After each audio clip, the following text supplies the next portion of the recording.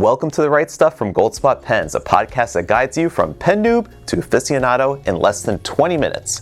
I'm your host, Tom Otto.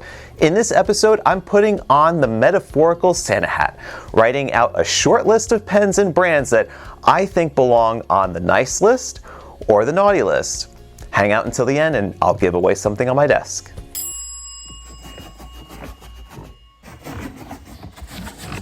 Before I get myself in trouble and start a flame war in the comments, I'd like to stress that this naughty and nice list is for entertainment purposes only, and the viewpoints I express are my own and do not necessarily reflect the views of my employer Goldspot Pens or any associated organizations. That being said, if you'd like to try and get me fired, you can email my boss and co-owner of the company, Kieran at goldspot.com. That's Kiran at goldspot.com. Hashtag FireTom in the subject line. First, let's pick a name off the nice list.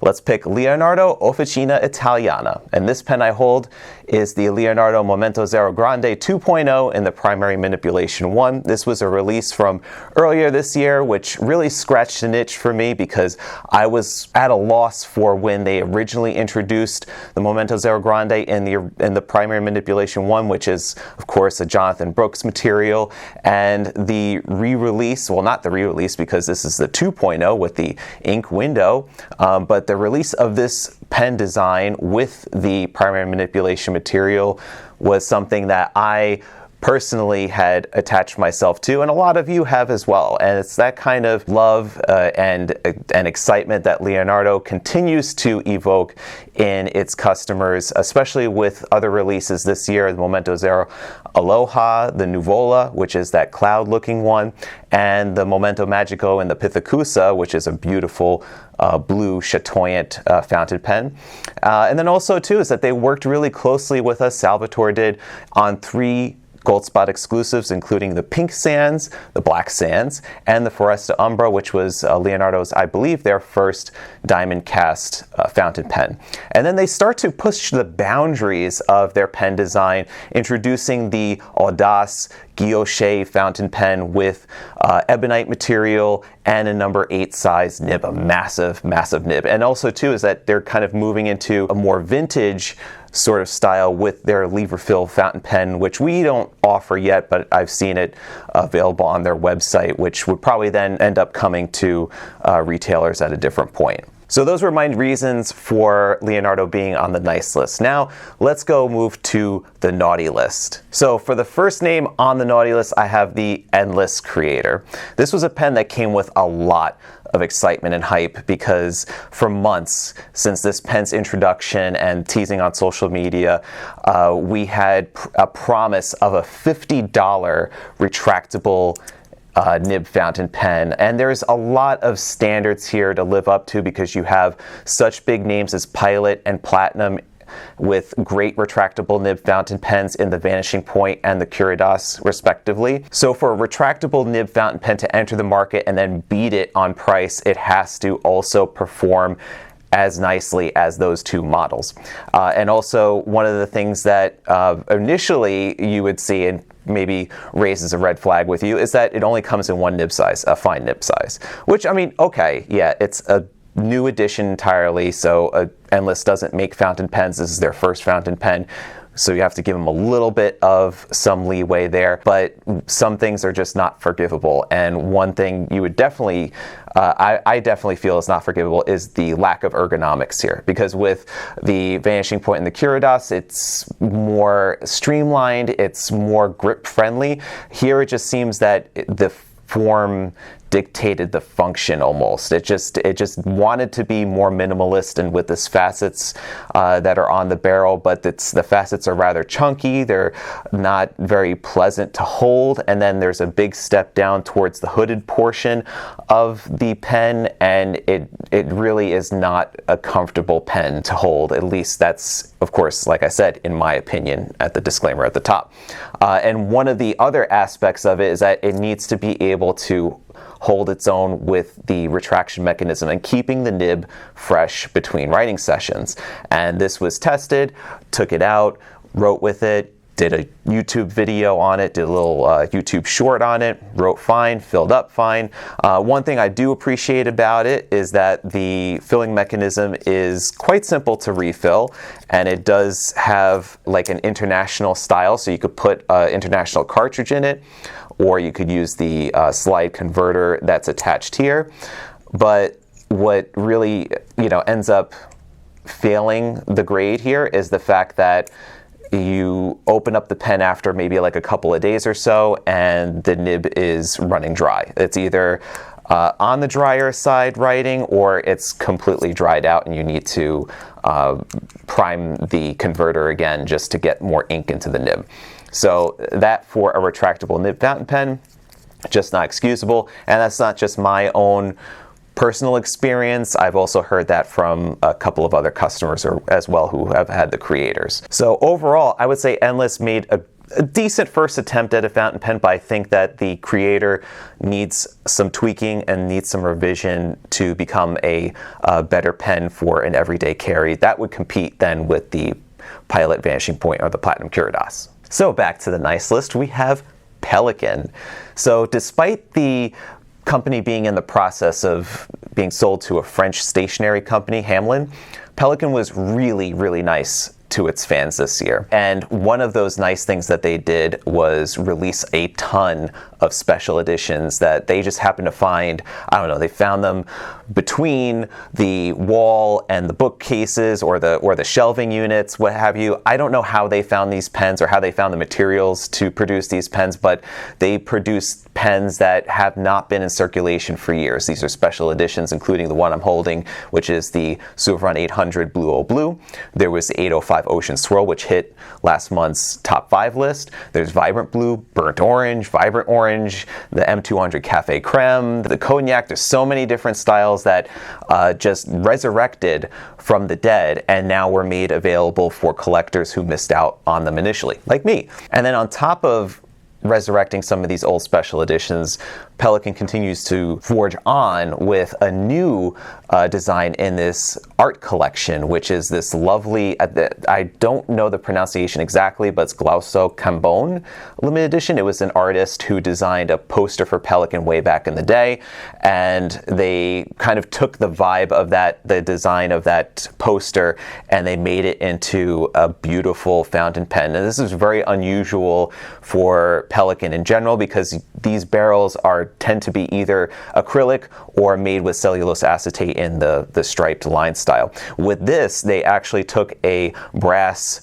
barrel and then they engraved it with a guilloche pattern so it catches the light in some really interesting, beautiful ways, and then they lacquered it 10 times with different color lacquers, and then they screen printed the art design over the top of that so that you would get this effect of the poster that it's shown after. It just has a color depth and radiance that is unlike any Pelikan pen that I've seen this year. So this is truly a treat, and one of the reasons why I would say that Pelikan was a very, very nice brand this year.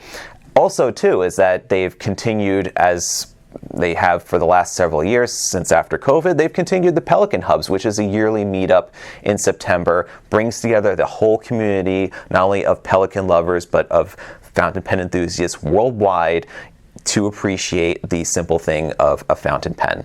Now for another one that ends up on the naughty list, I have the Pilot Vanishing Point 2023 Kanreki Limited Edition. This is a limited edition pen that Pilot introduced for their 60th anniversary of making Vanishing Points. Only 23 of them made with the engraved number on the pen itself. Yet they chose a color that was just so similar to the one that was already done back in 2015. And if you don't know one I'm referring to, it's the Vanishing Point. It's called a Metallics Copper Red, and originally was being sold for $185 retail price. Now, can you guess what the Kanreki limited edition costs these days in 2023? That's right, costs retail price $400. And it's not like they did anything different with the 18 karat gold nib. It's still the same 18 karat gold nib writing experience, still the same mechanism. but they put limited edition and they put it in a special box, and there you go. But that's why I would say that this pen ends up on the naughty list, because not only does it kind of rehash what has been done in the past, it doesn't really offer any additional value other than the fact that they put it in a special box and they call it a limited edition. I really do hope that next year, and it does revolve every year as far as which market chooses the limited edition. I believe this was Japan's turn because it was an anniversary edition. Red has a significant meaning in that limited edition color choice, but I just would have liked it to be a little bit more different and provide a little something different, similarly to how like Pelikan had decided to go in a different direction here with some guilloche engraving and some lacquering.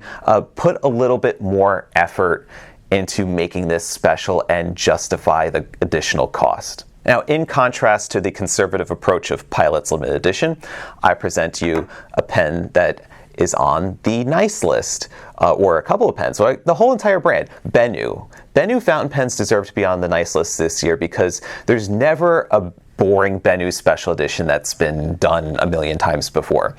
Benu is like the neighbor who always decorates their house for every single occasion, or that coworker that dresses up for every holiday. They always come with a certain sense of overjoying emotion and excitement that they bring to the table every single time. And they continue, talking about Benu, pushing the boundaries of these eye-catching artistic styles. Now take this tropical blush fountain pen, for example. This is the Euphoria model, which is a faceted model, and unlike any other Benu that you've seen before, I mean, yes, it does have the glittery appeal, it has the shimmering material, it has beautifully bold colors about this, but it also has a hand-painted touch here with the flamingo on the barrel.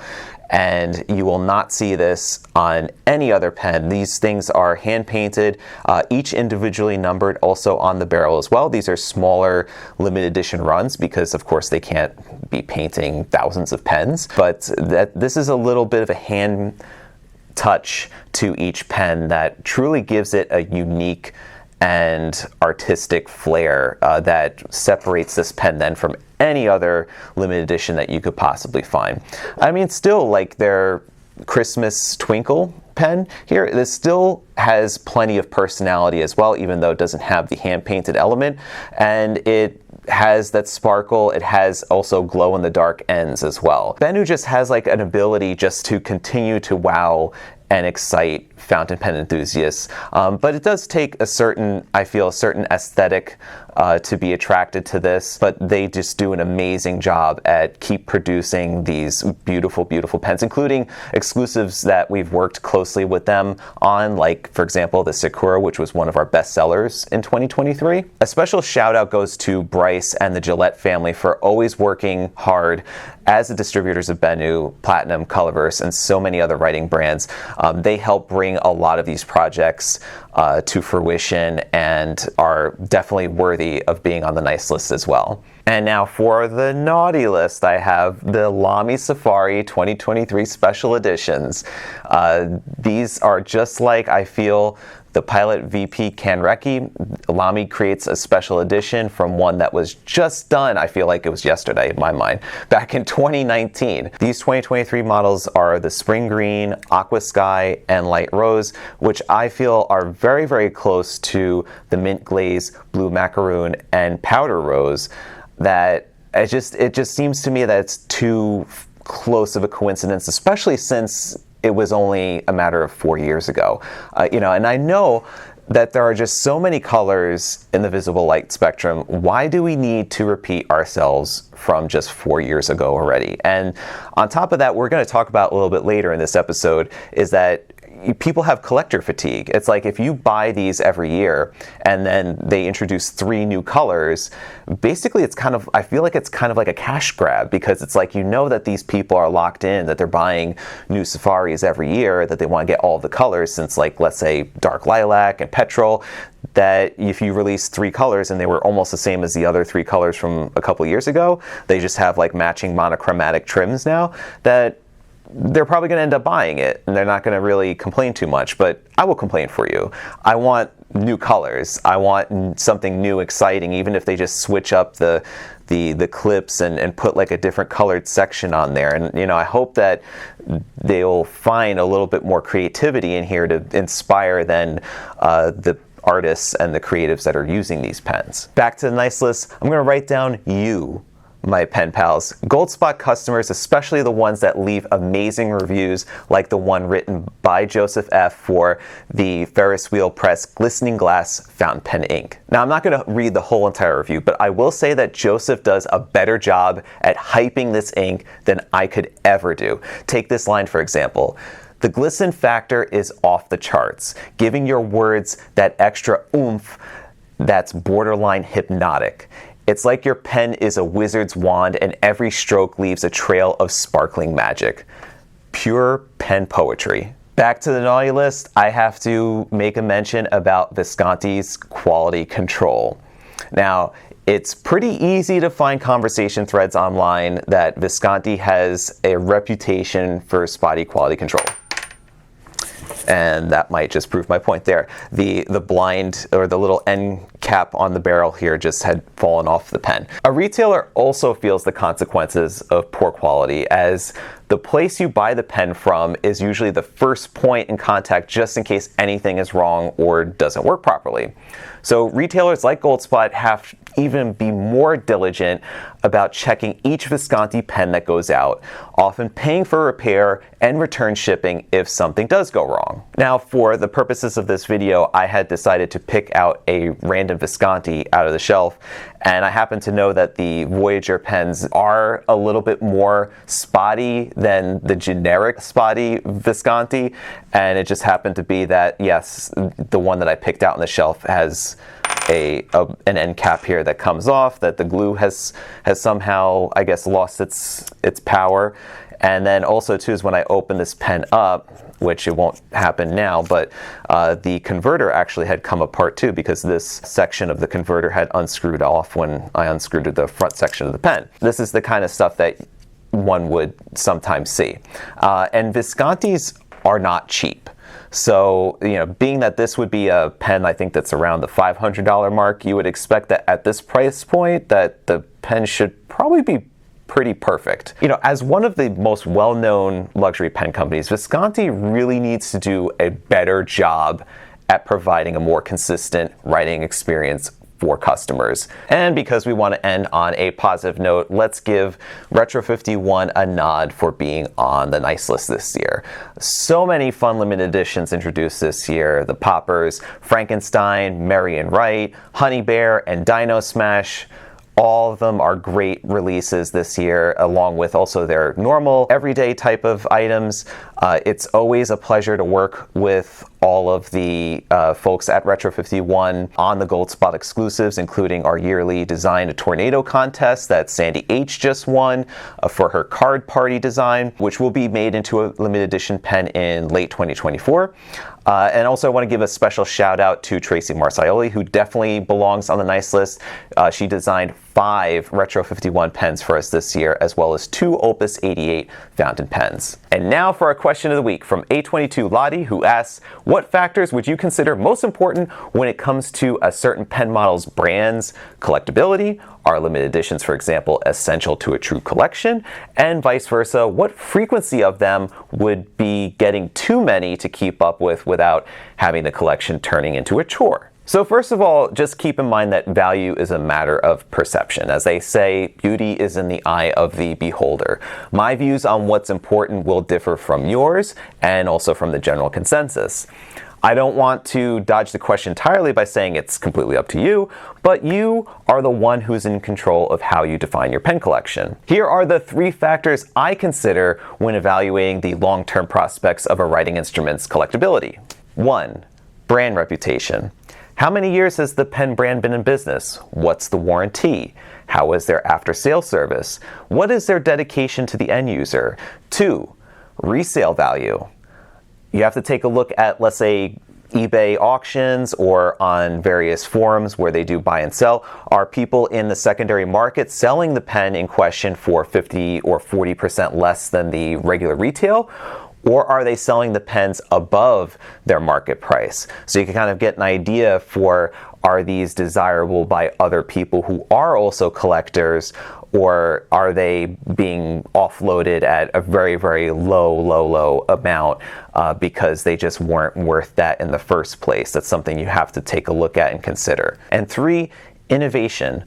Are the pens being made using new materials, proprietary features, or a new combination of old materials and features that haven't been seen before? A good example of this might be, let's say, the Visconti Homo sapiens, which had the hook lock safe mechanism for the cap, it had the vacuum fill, it had the hydroscopic lava material, which was also very new and exciting because it absorbs sand sweat, and the 23 karat palladium nib. That original Homo sapiens was a trailblazer in the pen industry and continues to still be a very prominent pen that many people would consider a grail-worthy type pen. So to speak about whether or not like the amount of pens to keep in your collection, the ones that you would buy, whether it becomes a chore or not, we do see a lot of brands adopting a shorter life cycle for limited editions. So we definitely understand how fatigue can set in and when brands just drop a new pen color every 2 weeks. It's impossible for most people to keep up. So my recommendation here is don't keep up. Just intentionally just don't collect all of them. Focus on what you truly enjoy. So if that's teal pens, pens with a space theme, ebonite pens, retractable nib pens, pens of a certain model with a particular nib, whatever it is that you truly enjoy about writing with a fountain pen or with any type of pen, that's what I would then consider something that you could collect when it introduced in a different style or a different model, whatever that you'd like. But it's up to you entirely. So don't collect for the sake of collecting or being a completionist who needs to complete a collection, because there's always going to be another. So even if they stopped tomorrow and they said no more Lamy Safari special editions, I don't believe that. They're going to keep making them time after time, year after year, and you're just going to end up just with a whole lot of pens that you don't really care about. You want to care about these pens. You want to be able to use them and appreciate them. That's the whole purpose of a collection, is to really enjoy the collection for what it is. So congrats go to A22 Lottie for being picked as the question of the week. You've won the Retro 51 Autumn Leaves Fountain Pen Artist Proof that I mentioned in last week's episode. Email me at tom@goldspot.com to claim your prize. For this week's giveaway, I have a Retro 51 Tis the Season Rollerball one-off prototype up for grabs. To enter, you must be subscribed to the Goldspot Pens channel, like this video, and leave a comment with a question you'd like for me to answer in a future episode.